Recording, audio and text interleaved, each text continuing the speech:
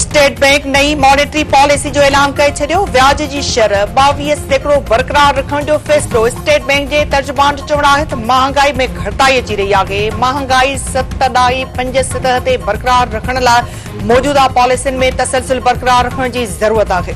Security forces जो उत्तर वज़ीरिस्तान में operation 8 दहशतगर्द मारिजी विया। पाक फ़ौज जे तर्जुमान जो चवणु आहे त उत्तर वज़ीरिस्तान में दहशतगर्दनि जी मौजूदगी जे इतलाह ते ऑपरेशन कयो वियो। पाक फ़ौज जी कार्रवाई में 8 दहशतगर्द मारिजी विया। मारिजी वियल दहशतगर्दनि में दहशतगर्द सहरा उर्फ जाना भी शामिल आहे। सिंध सरकार तरफ़ा ईद खां पोइ मीरपुर ख़ास में भी पीपल्स बस सर्विस शुरू करण जो ऐलान। मंशियात विकिरो कंदड़नि ख़िलाफ़ सख़्त क्रैकडाउन शुरू। शजील मेमन जो चवणु आहे त ईद खां पोइ मीरपुर ख़ास में पीपल्स बस सर्विस शुरू कई वेंदी। कराची में 9 रूटनि ते भी बस सर्विस हलाई वेंदी। मंशियात विकिरो कंदड़नि ख़िलाफ़ सख़्त क्रैकडाउन शुरू कयो वेंदो।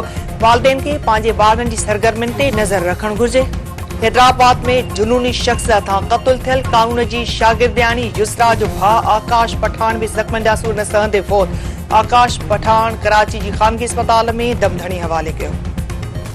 हैदराबाद जे बंगले में मुबैना तौर क़त्ल थियल पोरियत जा वारिस इंसाफ़ जा मुंतज़िर लाश वठण खां इनकार। हैदराबाद में मक़तूल जे वारिसनि समेत मुख़्तलिफ़ धुरियुनि जो एहतजाजी मुज़ाहिरो ऐं धरणो। उमरकोट में भी सभई शहरनि जो एहतजाजी मुज़ाहिरो। संदन चवणु आहे त बंगले जे मालिकनि अब्दुर रहमान समेत खे क़त्ल करे आबखात करार ॾियण जी कोशिश कई। मक़तूल जो लाश अञा ताईं वारिसनि हवाले न कयो वियो आहे। केस दाख़िल थियण बावजूदि पुलिस जवाबदारनि ख़िलाफ़ कार्रवाई करण लाइ तयार नाहे।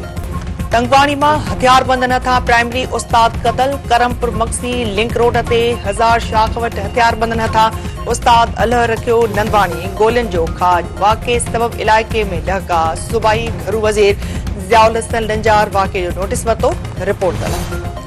पाकिस्तान सुपर लीग 9 जो नओं चैंपियन केरु हूंदो फ़ैसिलो अॼु थींदो। फाइनल में इस्लामाबाद यूनाइटेड ऐं मुल्तान सुल्तान विच में दंगल थींदो।